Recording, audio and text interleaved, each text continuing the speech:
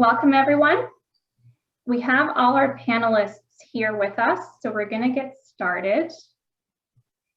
Thank you to everyone for joining us today to talk about a better future for girls and women in sports and positions of leadership.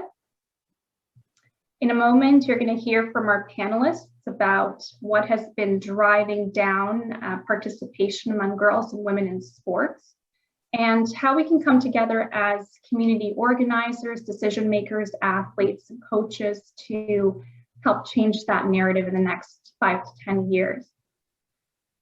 My name is Vanya Lakic, and I'm a volunteer at Kids Sport Kitchener Waterloo, which is the local chapter of Kids Sport Canada, a charitable organization that is dedicated to helping more kids access the power of sports. Kids Sport KW is a chapter of the Kitchener-Waterloo Sports Council that has 8 board members, myself included. This webinar is made possible through the work of Kids Sport and the KW Sports Council members who share a passion for building our community through sports. I'm very excited today to be joined by our group of role models in the world of sports in our community here and in the country. So I'll start by introducing the Honorable Marty Deacon, Senator of Ontario, representing the region of Waterloo. Welcome. Thank you. Senator Deacon is a longtime athlete, coach, educator. She's done powerful work to support Canadian athletes over the years. Crystal Shad, who has an extensive background in fitness and health promotion, both through her teaching experience at Conestoga College and also through her own athletic experience, having made 3 Canadian Olympic track and field teams. She currently coaches a number of world-class athletes. Tamara Grahovac, who is a student athlete at the University of Pennsylvania, and she has won several medals at the OFSA Track and Field Championships. And last but not least, Amanda Woodcroft, who is a passionate soccer player, and she's also one of Canada's best field hockey players. She's helped the Canadian team win several Pan Am championships, among other accolades. A reminder to all our audience members to please keep yourself muted to avoid any background noise. If you do have questions, please post them in the chat, and I'm going to get to those at the very end. So we will start. We'll get started. Tamara, I want to begin with you. Early last year, you were in the Kitchener-Waterloo area here training triple jump in a high performance group. You were eager to get your athletic and your academic career started at the University of Pennsylvania. COVID happened. Tell us how your training was impacted, your competitions and your training throughout the past year. Yeah, so hi, I'm Tamara. I'm a triple jumper at Penn right now. This all really started when I decided to take a gap year before transferring to Penn. I was training with Supreme Athletics, now called Berlin Athletics, and we were training about 5 days a week. We were training on, outdoor tracks in parks, and we ended up moving to an indoor facility in November, the Waterloo Memorial Recreation Complex. We made do with what we had. It's a 200-meter track around an ice rink. It's one of the only facilities that all of our area has access to. So we made the most of what we had. But then March came around, and of course the pandemic, as we know, really shut down a lot of the facility access in about mid-March. So I was really left to scramble for where could I train, and I decided to train on roads near my house. I was training on trails.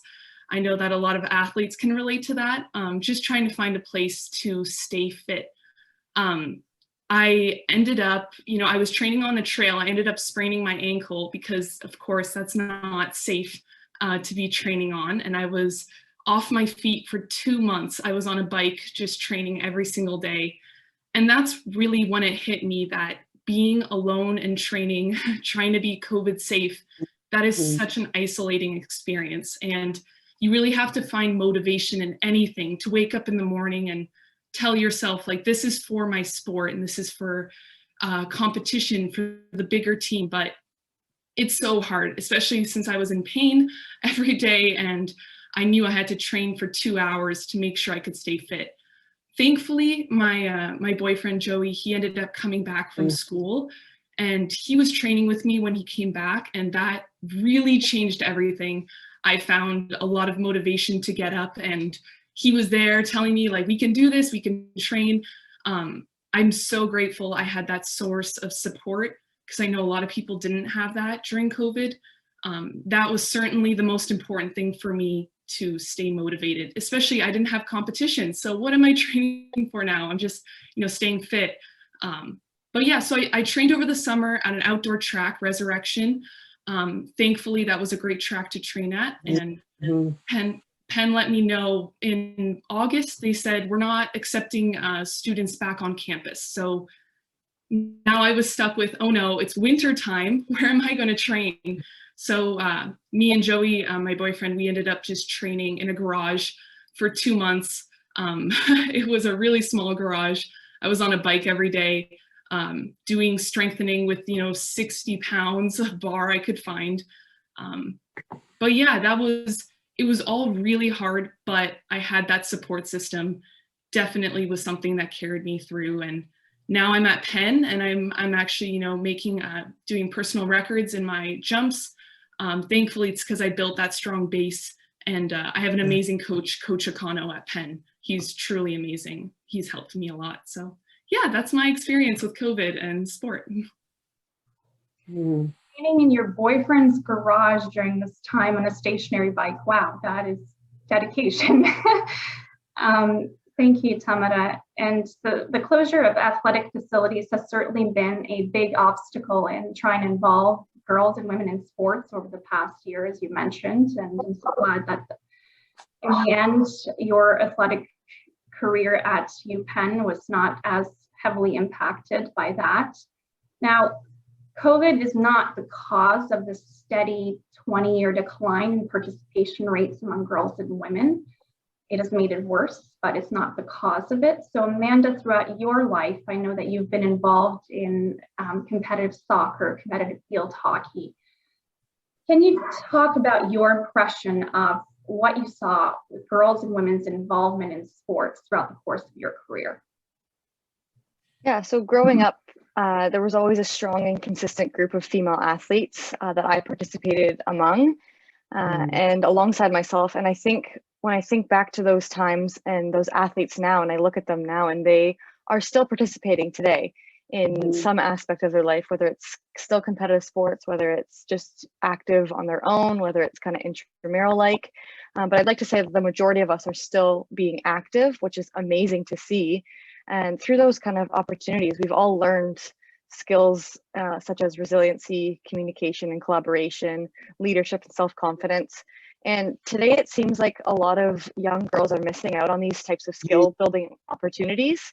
And we don't see that lifelong involvement in sport anymore in the younger generations, which has been really kind of hard to see as a person who grew up really taking the time to make sure that this is part of my life. And I'm sure there's a lot of reasons for this, but the female involvement in sport will definitely be negatively impacted because of the pandemic. But as you said, there are definitely other reasons, whether it's females have found other passions in other areas of their life. They've lost the passion for sport and physical activity in their life. But I also think that the media right now has played a really negative impact on the activity of young girls. The emphasis has not been on participation for self-confidence, for teamwork, for collaboration. It seems like the young girls now are being changed to focus on things like their body image and their ability. And this is deterring a lot of young girls from participating and just the enjoyment of overall sport and activities. So based on the nature of this last year also, but also in the past, the opportunities also haven't been there for young girls. So on top of the social media, I think the opportunities have also started to decrease. And it's it played a very important role in my life when I was growing up, the various opportunities that I had. And I think that's going to be one really big motivator to change, is going to be providing those opportunities for these young girls, to try to kind of counteract what's happened this past year, but also keep building for the future, so that we can get the young girls excited about sports and activities again, to get that lifelong active kind of part of your life going again. Before I go on to my next question, I'm going to give you a few recent statistics that I got from Women in Sport Canada. The first one, sport participation among girls and women aged 16 and older decreased by about 35% from 1992 to just before the pandemic. So I talked a little bit about that before. The second one, girls who do get involved in sport from a young age will drop out of sports at a rate 3 times that of boys during the same period. And my favorite statistic is that 94% of women executives in Canada were involved in competitive sports. Mm-hmm. That's 94%, huge, almost everyone essentially. Senator Deacon, and then I will go to Crystal. We know how important organized sport is in realizing, among many benefits, the leadership potential of girls and women, as Amanda mentioned. Why are we seeing this constant 20-year decline in participation rates? Thank you and good morning. So I'm going to really try to keep this on track, but I can't, I'd be remiss as I look out today. I'm just thanking everybody who's joined this Zoom. And when I look at Tamara and Amanda and Crystal, I mean, Crystal, I'm the gal with the stopwatch timing you when you were running as a very, at the stadium. Those were big races, you know, working to offset. And Amanda, field hockey, I've watched a million of your games, and of course, from your father's generation. So seeing you folks here today, and Tamara, one of my roles is chairing team selection right now at the Canadian Olympic Committee. So I'm working with every sport leading up to Tokyo. What is safe? What are these athletes doing? And of course, with a particular interest in our young women, how are they coping and managing physically and emotionally and mentally to try to make Tokyo, or to try to train and keep connected in a really, really tough environment. And these aren't unconnected. And as you've mentioned some statistics. This whole area of sport equity and inequity has a long history, and a long history in this country. And from 1800s, and I mean, it's documented in time, women have been at a disadvantage in the way that sport has been taught and played and watched. Those are 3 really basic words: how they're taught, how they're played, and they're watched, because that is going to come up in barriers. That's going to come up in our solutions. That's going to come up in a number of areas, and that will stand the test of time. I have been involved with elite, so playground to podium. How do we keep these girls active? How do we keep them involved? How do we keep them engaged? Why are we losing them? With my education hat on, elementary, secondary, post-secondary, something in my world, and I don't have 10,000 people to draw from, Christmas of grade 4 seemed to me to be the time when we either got some of these young girls staying and connected and involved and active, and then we other girls mid-grade 4, bodies, a lot of issues, who would just pull away from sport. And it's something that I think about every single day in the work that I'm doing. So I'm going to talk a little bit now, a little bit later. There are a number of reasons for it, and the barriers or the constraints, but also there are about 8 or 9 things that we can be doing, which I'll discuss later, on how to address this. So each one of you have a story, each one of you have a past and a background. And people will talk when you say, what is it? Why aren't you in sport anymore? People will have a story typically, even if they can't articulate it and they're 10 years old. But some of it's economical, some of it's social, some of it is like media always sounds like a blame. Some of the things that they see or read, some of it, they don't find that connector. Some of it is elite. When I talk about playground to podium, some of it is, I didn't make the grade 6 basketball team, therefore I'm awful and I'm not putting on a uniform again. you know. So I have started programs in my career in high schools for grade 9s and 10s. It's called JV basketball. 140 girls who could never make a team but wanted to be part of a team. We didn't care.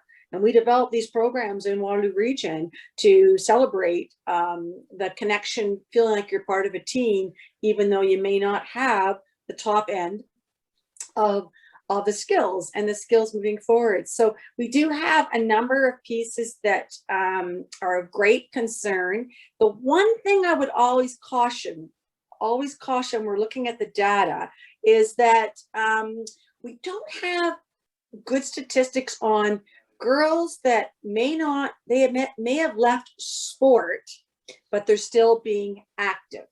And I'm always a little bit careful of that, because one of my big things was I led the provincial change in high school phys ed curriculum, where we moved from what was called a sport model to a fitness model. And some of you girls will remember now going to a Live Fit class or a men's fitness class, some programs we started in our school system that celebrated being active. And so I don't want to lose that group, because there are people out there that are finding their connection and their health and well-being, but perhaps not in an organized sport statistic. So that is something also to keep in mind. So I'll hold for now, because I think two of us are speaking to this, but I want to come back to some of the barriers and some of the solutions when I come back later, if that's okay.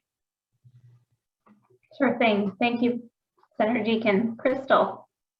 So I agree with a lot of what she said, and I'm actually going to bring in a really important point that Amanda actually brought up. So I've been, a high-end athlete. I've coached from, how we say, playground to podium type athletes.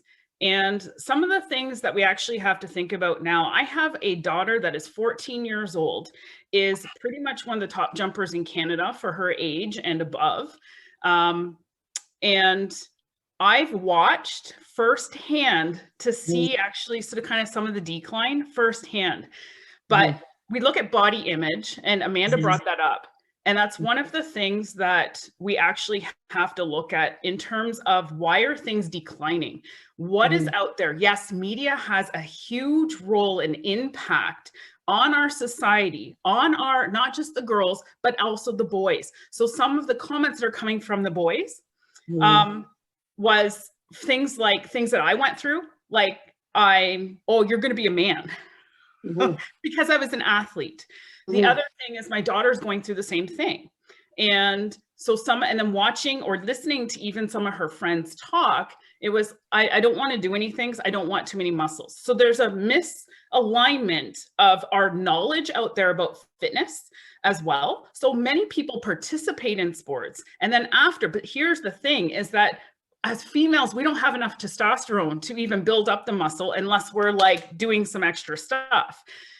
But the media and everything else portraying all of these magazines, everything. And I have a 14-year-old amazing athlete daughter who is looking at some of this stuff and will sit there in the mirror. Comments have been made even outside of on her teams. So teammates say things as well. Parents are also involved in that. So there's been a decline, but even if we actually look at it, Senator actually brought up a good point, is that there's no statistics out there of females that continue with fitness, even after a little bit of participation in some kind of sport.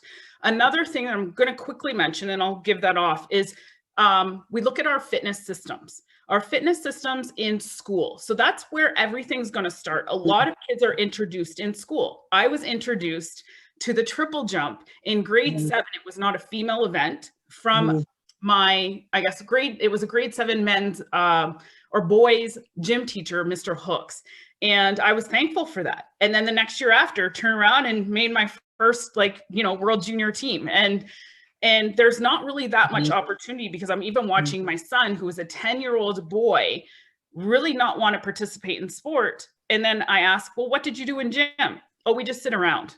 So there's a change. And I know everybody can see that from when we were younger it was an organized gym aspect. Whereas now it's just sort of kind of letting the kids do whatever it is or whatever they feel, to let them do whatever. So organization also has to be a key. And I know that's something that has to be done. There's got to be something done about that. How can we bring in and change all of these aspects? So then our mental state and how we see not just sports, but fitness. So I don't care. I call all of even my clients, you're an athlete. I tell them they're an athlete.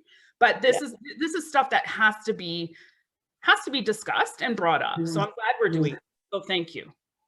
Can I just jump back in just Sure. before topic? And it's so true. Thanks, Crystal. When we're looking at, the pieces, everything is changing also, like exactly the classrooms. Before I finish as a senator, my dream is to have a bill that makes quality physical activity much more a national strategy in our classrooms. We've lost that. There's a lot of pieces there for sure. But if we look across the barriers and those pieces, just for our guest today, access to the sport and activity, the quality, which is what Crystal's just basically touched on, the quality, alternatives. Do I have some choices? But what are the cost, confidence, skill or perception of skill, body image, absolutely huge. The social piece, which we could spend a long time on, injury, safety, and religion and culture. Those are our most predominant. We look at 15,000 girls. Those are our most predominant barriers that folks will respond to. And then there's these correlations. If my parents are in sport, I'm this much more likely to be involved in sport. If my parents introduced me to 3 or 4 sports throughout the year, throughout my life, I'm more likely to stay involved in sport. So there are also some correlations and some cross fixes. So I just wanted to put that out there as almost like not a recipe, but those are the areas that Canadians have told us are our biggest barriers before we leave that. Thank you. What I'm hearing from both of you is that there are many levers that are dragging participation down. Some of them are very complex to fix and some of them are simpler. So if there was this one cure-all to, get all these barriers out of the way, it, in my mind, would be athletes who already come from either grandparents or parents or their closest circle are already involved in sports, and they're able to, through that support network, grow into sport, participate in sports, and remain in them. Amanda, I know that you come from a big-time sports family. Your dad was an Olympic wrestler and is also my high school gym teacher. Can you talk a little bit about how your parents have influenced you and your closest circle of friends and coaches as you were growing up in the world of sports? And the second part of my question is, if you didn't have that support network, who would you have turned to? Yeah, both of my parents were absolutely incredibly supportive when me and my sister were both young. They provided us with so many opportunities. Like growing up, I didn't just play soccer. We played ice hockey, we skied, we played tennis, we were swimming. Every part of our day, whether like after school programs, summer programs, it was always active with them. So I think that was huge to kind of have that influence in my own life. Friends and family as well. We always had, like my dad growing up, we'd always go over to his like wrestling friends' houses, and they would always have the same kind of motivation and impact on our lives as well. And I think if I didn't have that opportunity, I think just kind of like Crystal mentioned, is the school system. That's huge. The teachers influencing you. So, and that is like, if I think back to when I was in school, it's the phys ed teachers that really made a big impact on my life as well. Even though I had that support system at home, it was those phys ed teachers. And it's kind of fun now because I am teaching phys ed right now at grade 7, 8, and just hearing Crystal and hearing like the things that like you want, it's exciting for me because I'm able to provide those opportunities for kids. So hopefully we're slowly making these changes as well. But yeah, so the support I had growing up was incredible, and it's unfortunate that some kids don't have that. But again, looking towards educators then is going to be huge for sure. Yeah. And Crystal, you talked a little bit about that, this need for organized sport, and access does start at the local level. Growing up yourself, you relied on a number of organizations and communities to help you get to where you are today. So I'm wondering, what is it going to take from the community, from the country, to get more girls and women involved in sports if they don't have that support from their closest circle of family and friends? And that's a great question. So, I mean, my background, I was just like Amanda, very thankful that I did have that support. I didn't have the financial backing from my family, as my dad was the only one working. And that's something that is a big issue right now, I find, for a lot of not just females, but athletes in general, but we're talking about females today. So that's a big thing as well. Now, so starting from, I guess, an organization from, I guess I'm going to call it from the ground up, but locally and then extending out. We all know, and well, if you don't, I'm going to let you know. So being on many Canadian teams, I struggled because I couldn't afford to be on teams. I couldn't afford to pay. And I think, for instance, City of Kitchener, I was very thankful to have a gentleman by the name of John Cooper that actually helped, like, I think it was all athletes in this area, even if it was just a little bit of money just to go towards some of our world championships teams or anything of that nature. That's what we have to continue, is things like that. Now, the other area I really want to mention is training facility. And Tamara actually brought this up, and it's actually, I will be honest, here in Kitchener, it's very sad. So I grew up with Centennial Stadium. It's now not in use. It had a big stadium. It was, everybody could sort of kind of use it. We sort of kind of shared it with other clubs. Yes, there were arguments and everything of that nature.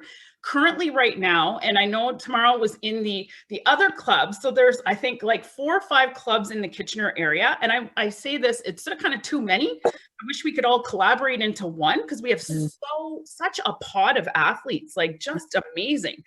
But coaches are fighting in front of these athletes. And not only that, you do have the females, and I'm not, don't get me wrong, I'm not saying we're all sensitive, because I wasn't exactly the most sensitive female athlete out there, but you have female athletes, or even some males, that are more shy, and then they're watching coaches argue and fight. We tried to get it onto the track. I know both of our clubs here have tried to get onto Resurrection Track, and we're being kicked off of that. So lack of facility is going to be a huge thing. Where do we go indoors? One facility here indoors that we run around. And originally, if my understanding, our club actually, we did fundraising, and our understanding was there was not supposed to be an ice rink in the middle of it.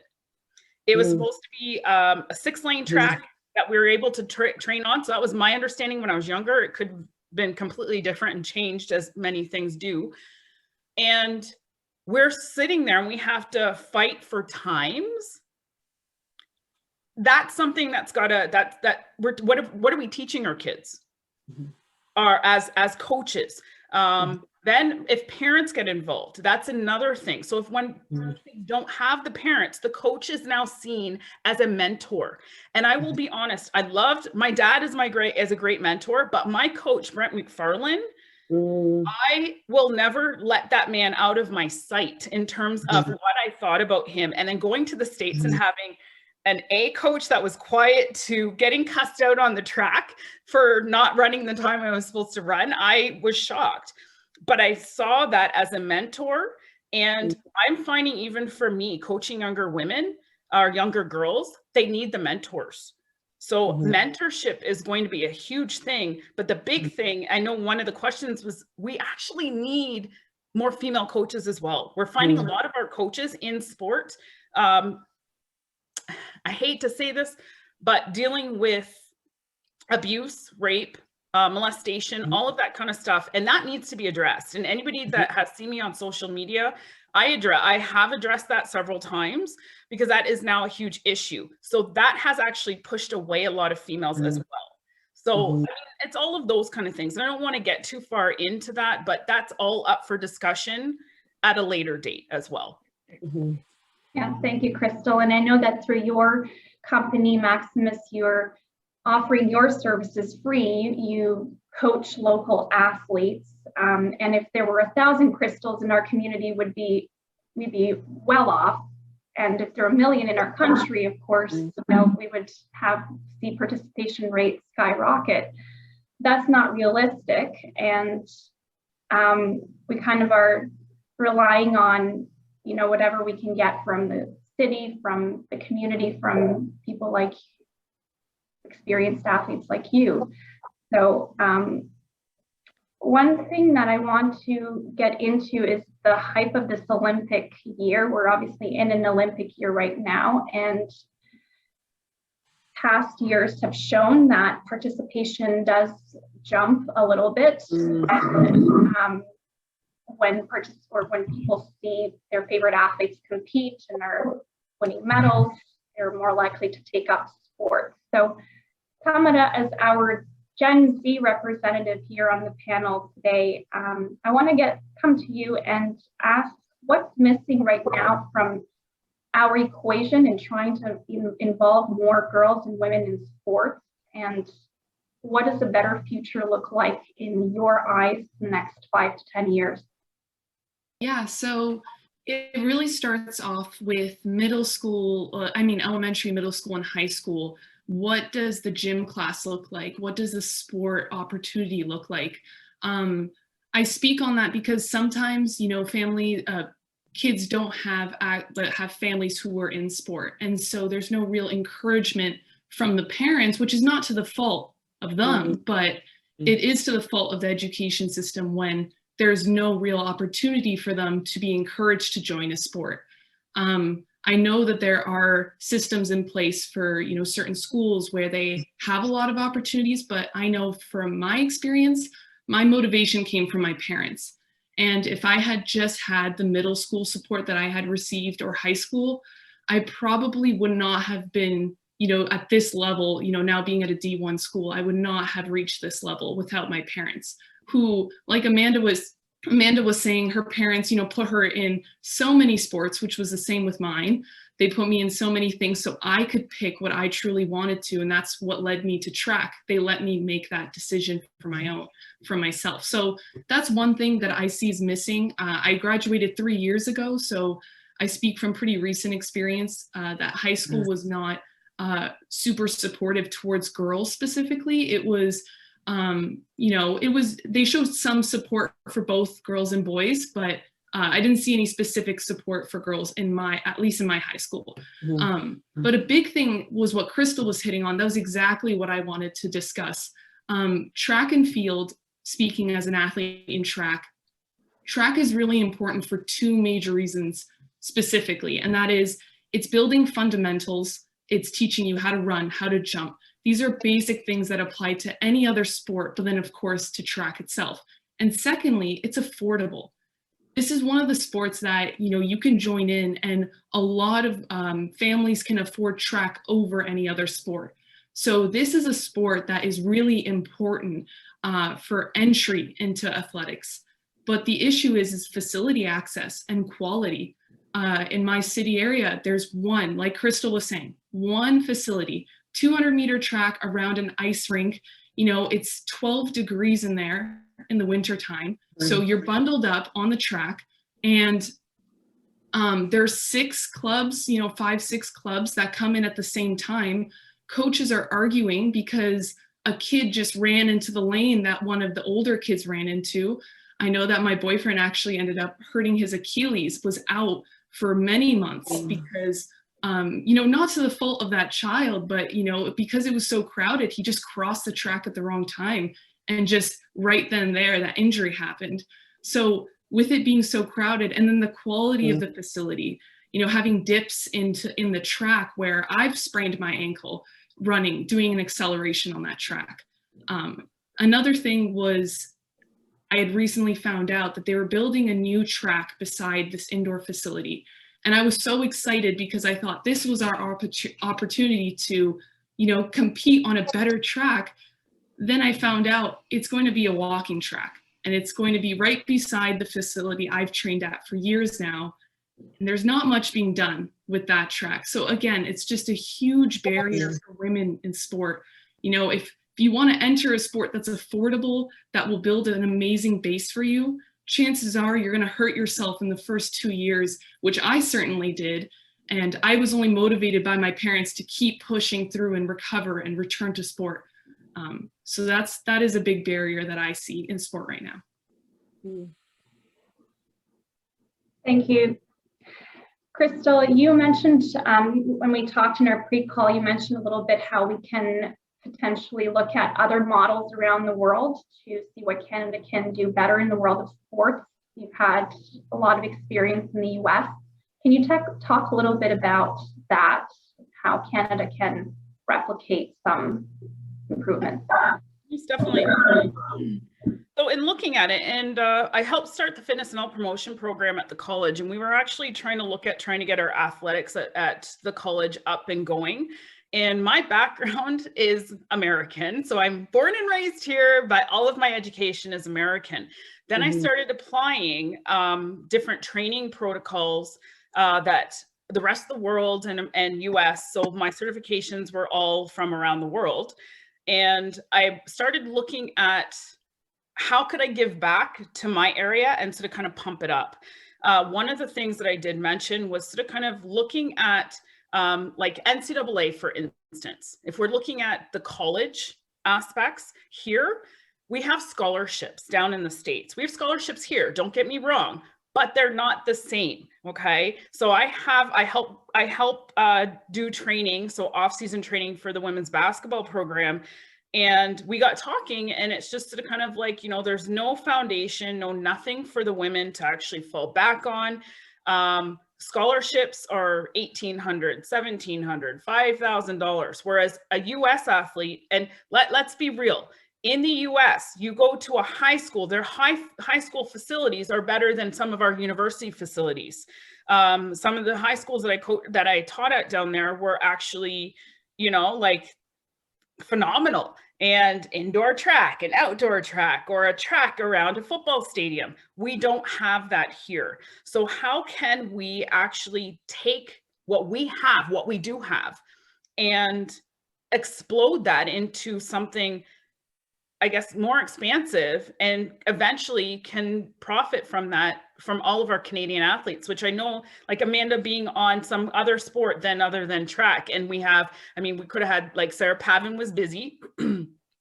And what it comes down to is going to be facility. We have to travel. Okay. So we have to travel in order to get to good facilities.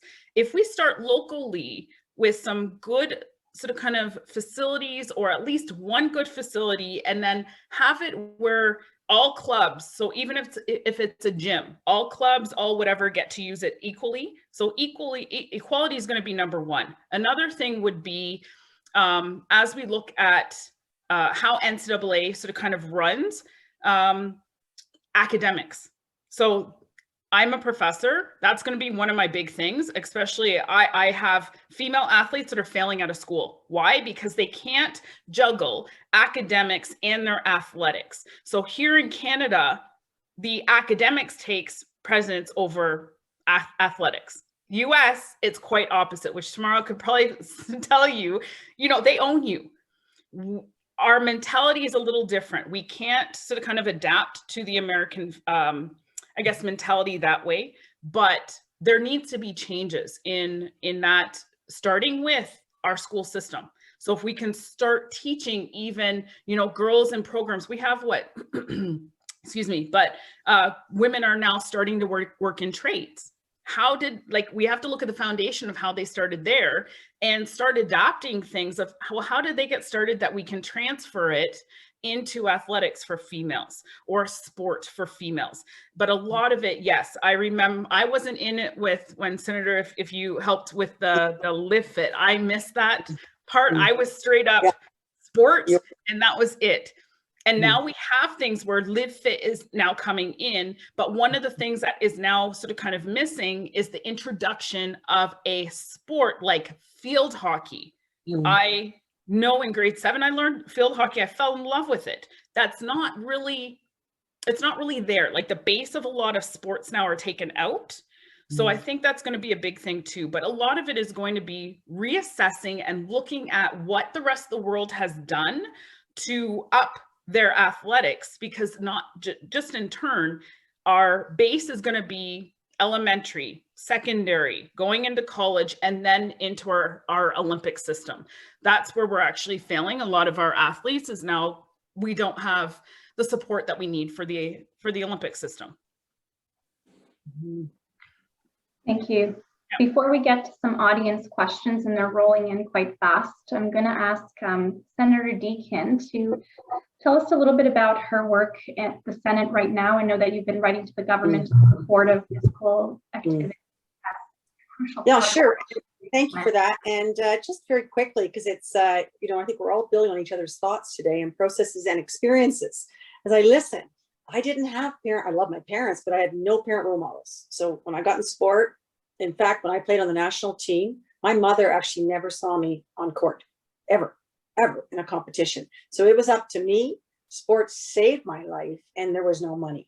And so it's interesting listening, like just as an example, the different experiences that folks have had, US, Canada, parents exposing you to a lot of sports. But I would say that there are many like myself where if you found something, and by the way, my sport is badminton. So if you want a sport that doesn't matter in Canada very much, that is one. And so we had to, I was the first female coach, I didn't know, qualified to coach national team athletes through the coaching certification program. And we did not have a lot. There were no other female role models to aspire to have mentorship in. It was really quite trying just to figure things out. And then internationally, for us to have competition, Tokyo included, we have to go to China or Denmark. So where there's not enough opportunities in North America, let alone KW. However, KW had a real, look at your ages, but KW had a real strong pocket of players. So I was able to coach high performance athletes while I was teaching because we had some future Olympians here in town. So it is just the different pieces and experience, all of it informs you. I listened to facilities. That's why I went crazy trying to get a Canada Games here, leading a bid 3 years ago. We lost the bid, but the infrastructure piece that Crystal talks about, we're at so many, what do you call, crossroads right now, facilities, making sure that our BIPOC communities and our Indigenous communities and people genuinely feel connected. And one of the ways they feel genuinely connected is through sport.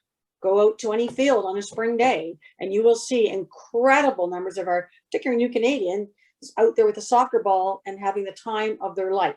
So those are all of the pieces, and you take that out of our community into the Senate, and virtually I have a lot of work to do. So number one is government funding and ask. I sit on the National Finance Committee. How can we use sport right now as a recovery from COVID?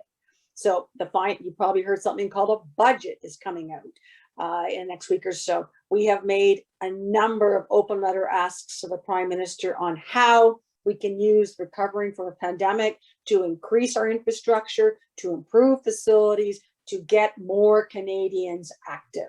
Well, in order for me to do that, you talk about influence. I have to work with all the parliamentarians, 340, and the senators, 105. Well, some of those people are from the sport background and love the benefits of it over life. Many are not. So I spend a lot of my time on the Hill hosting activities that gets them active, walking, cross-country skiing, renting a pool. How do I make sure that these folks really understand what it means to be active, to be involved in sport, to be connected regardless of their age, so that they go back to their communities and demand the same. And then I work with FCM. That's all our federations and municipalities. Your mayors have to care about this a ton in any city. They're critical people and they change from, term to term, but they are critical in trying to get how much does this matter? And Crystal, with the dewest of respect, we get these multi-sport facilities for track. We also have to make sure, as you started to say, they're good for a lot of different things for the community. They help our high performance people. And University of Guelph did a good job with this about 8 years ago with getting some of the work they needed done and community supporting quite a facility that was a community university partnership. Lots of islands of models and excellence out there. So as a senator, I speak to it whenever I can in the Senate. I work with the MPs. I have a portfolio in my office called National Health and Fitness Pilot. I've hired somebody. Every single day, we are trying to work with groups and organizations to influence to make this better. And so that's kind of, and what does a senator do? Like, what is this? So what happens is every single bill that comes to the House of Commons comes to the Senate, and we rip apart the bill in committee to see how it can be as good as it can for Canadians. So right now, today, we have a government ask for some of the, I would call more tertiary recreational sector. We have an ask to increase incredible core funding, and we have an ask to, as a part of the recovery process from the pandemic, which is a different bucket. I also sit on the National Finance Committee, so I oversaw every penny that went to pandemic. So you can appreciate my filter is women and girls, activity, people being healthy, and being able to contribute to societies. And we can build and unite one community at a time, very carefully, very strategically through sport. And that becomes, in this area of my work, and I do other areas, but in this area of my work, that becomes my core mission. And that, I believe, is why the Prime Minister called me up and said, okay, we're looking for balance on this new Senate team. This is the first time ever in the history that we can actually appoint senators based on, cross sectors and skills. This is why I want you in the Senate. So I feel very committed to that. And I know I'm going really quickly. And in that piece, still I keep my work with the Commonwealth Games and with sport and local sport and the Canadian Olympic Committee. So in addition to having the eyes of the Senate, I'm also really weekly involved with our athletes and coaches and the kinds of adjustments that our team has to make for Tokyo. And I am begging for Canadians to be supporting them on TV, because the adjustments they're making with quarantine, with training camps, with climatization, with test, with not being able to leave the village except to compete, then having to leave the village the minute they finish competing. It's more like a World Cup, but so many things are being done at this moment to try to make this experience the best it can be, and the support of Canadians. And there are going to be people that will watch that TV and will say, I want to be Amanda, I want to be those pieces. It's just going to be very, very different. And we're not there yet, because things could still change. But that gives you a bit of sense of my work. Thank you. And thank you for all your work for sports in Canada. We have a lot of questions coming in, so I want to get to a couple before we end here. The first one here is, how can high school teachers be incentivized to coach high school sports, or should this be outsourced to community volunteers? Crystal, do you want to take this one first? Yeah, I'll take a stab at it, sure. So with high school, so here's the thing, we have to, and somebody did put this in the comment, we have to look, Canada is strictly volunteer, right, coaches. So we have to actually look at that now, because they're volunteer coaches. Here's the other issue with it. So I have run into a number of coaches that used to come up to me in because I'm multi-sport. So I had scholarships in 4 different sports, and I had basketball coaches, softball coaches. Hey, we'll coach you. But they didn't have a background training or here's the key, how to deal with, and I'm going to say this slowly, like I do with my students, how to deal with the female psyche. When they get to the age of puberty, that's when we tend to lose the athletes, because they don't feel right. You'll see them crying on the track or on the field or on the ice because they're just having a breakdown. They start their menstrual cycle. So some of them take it as an embarrassment, depending on how they've learned about it, or if they've even learned about it at all. As coaches and high school coaches or high school gym teachers, we'll start with that. High school gym teachers usually from what I remember, end up being the ones that end up coaching. It starts with sort of kind of the education aspect of it first. Then from there, if high school coaches can't coach. Can you have people come in and volunteer? Now, locally, I have done that. I volunteer at a lot of high schools. So I'll say, oh, I'm coming to the track, and I'll have coaches come. So if it's track, I've coached volleyball as well. So you can have people come in, but you also have to do your research and to make sure if they're legitimate coach or legitimately there in their head. We've had tons, like I said, it's now starting to come out, not to be the Debbie Downer here, but it's now starting to come out that a lot of the coaches have abused female athletes, which has now given the whole sport industry a bad name. And a lot of the athletes now are, and I've had parents, well, I don't know if I want to send her into the sport anymore, or a sport, or it could be whatever. So we have to be careful with that. I'd be interested actually to hear like the younger people of Amanda and Tamara, what they actually really have to say, because they graduated later than than I did. But that's what it comes down to, is it starts with the education system of our people who are going to volunteer. But to start off, Canadian coaches all volunteer. Then if they go into a club, they're getting paid, but they're barely getting paid. Okay. So I just want to be fair with that. So yeah, I don't know if Tamara or Amanda wants to answer those, because I think that would be a great question for them, knowing that they are the younger of us here.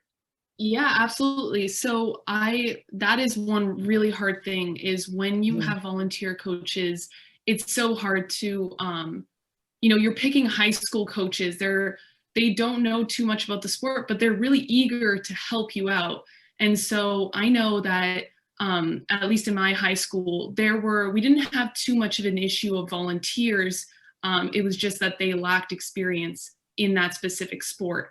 So one thing I do think would really help is having athletic training.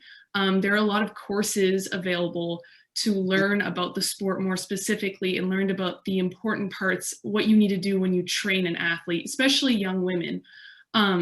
So I do think that that's an initiative that high school coaches who are eager to be coaches should do, or should be part in, so they have some background when they start coaching.